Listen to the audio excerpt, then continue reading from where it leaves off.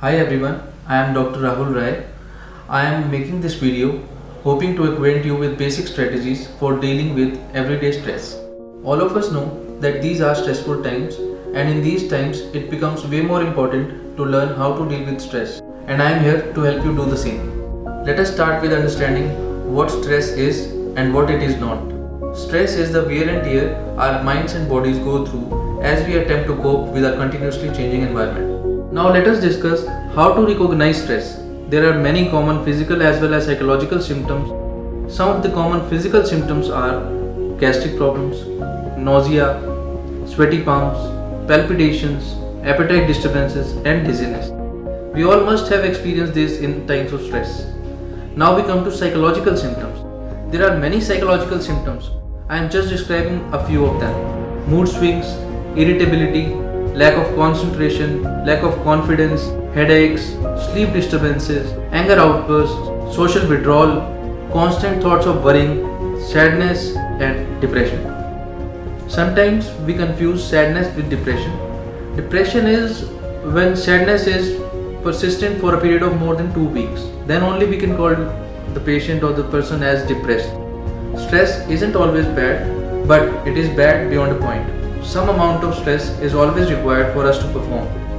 As you can see in the graph, our performance initially increases with nominal amounts of stress, but beyond a point, our performance is declining with increasing stress and time.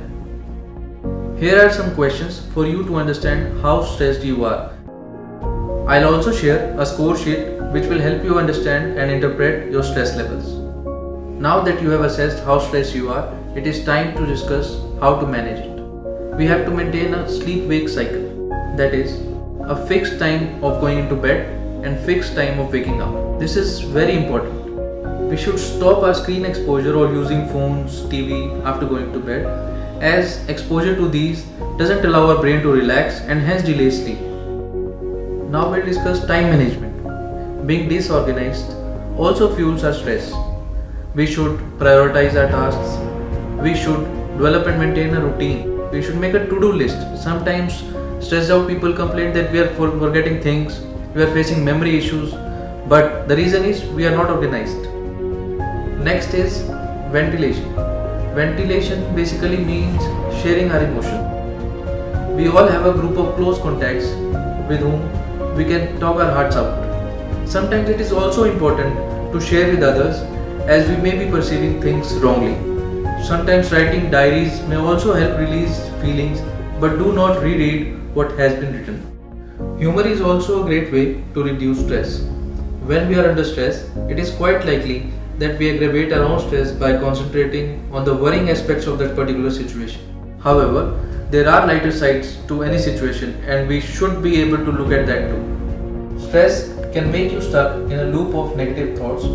Therefore, it becomes very important to get yourself out of the negative thought spiral.